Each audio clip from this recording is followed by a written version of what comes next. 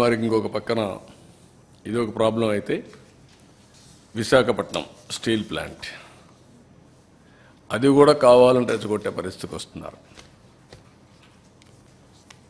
Okay, దాని గురించి నేను పెద్దగా మాట్లాడడం లేదు. రెచ్చగొడితే రెచ్చిపోయేవాళ్ళు కూడా ఎవరు లేరు ఇక్కడ.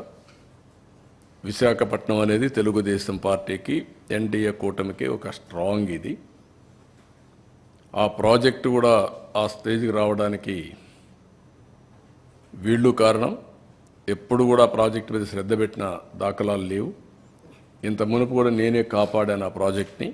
వాజ్పేయి గారి పీరియడ్లో రీస్ట్రక్చరింగ్ చేసి అప్పుడు కూడా అడిషనల్ ఫండ్స్ అన్నీ పంప్ చేశాం, అప్పుడు స్ట్రీమ్లైన్ చేశాం. ఇప్పుడు కూడా నేను ఆలోచిస్తున్నాను. మళ్ళీ మొన్నే మాకు ఒక మీటింగ్ జరిగింది. కుమారస్వామి గారు, ఫైనాన్స్ మినిస్టర్, నేను డిస్కస్ చేశాం.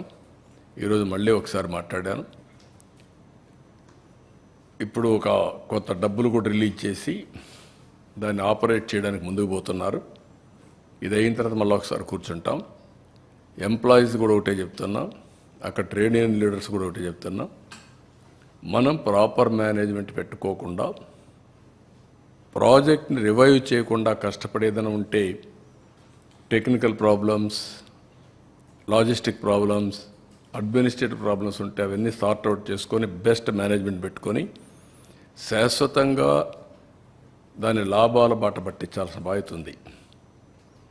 ప్రైవేట్ స్టీల్ ప్లాంట్స్ అన్నీ బాగుండి one of the best steel plant ఆ పరిస్థితి రావడానికి కారణం అక్కడుండే మేనేజ్మెంట్ ఆలోచించుకోవాలి, అక్కడుండే స్టాఫ్ ఆలోచించుకోవాలి, అందరం ఆలోచించుకోవాలి. నేను కూడా దాని మీద శ్రద్ధ పెడతా. విషయం కూడా అక్కడుండే పెద్దలు ఎవరైతే మాట్లాడుతున్నారో అలాంటి వాళ్ళందరూ గుర్తుపెట్టుకోవాలి. దాన్ని స్ట్రీమ్లైన్ చేస్తాం. టోటల్గా స్ట్రీమ్లైన్ చేసి ఎట్టి పరిస్థితుల్లో ప్రైవేటైజ్ చేయకుండా మనం కాపాడుకోవడానికి సర్వ విధాల ప్రయత్నం చేస్తాం.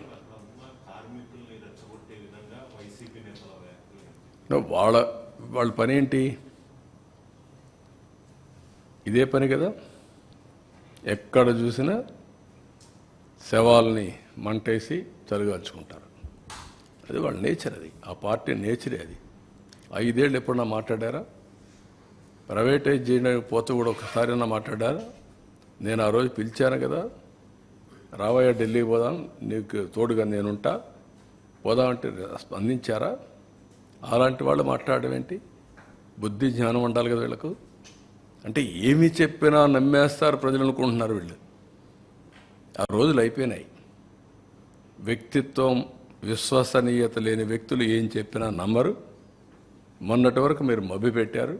మభ్యపెట్టిన దానివల్ల ప్రజల్లో ఏదో చెప్తున్నారు అనుకున్నారు. ఒక్కసారి అన్నారు, ఒకసారి చూశారు, ఏం జరిగింది కూడా అర్థం చేసుకున్నారు. మళ్ళీ ప్రజలు నమ్మే పరిస్థితులు లేరు. ఆ విషయం వీళ్ళు గుర్తుపెట్టుకోవాలి.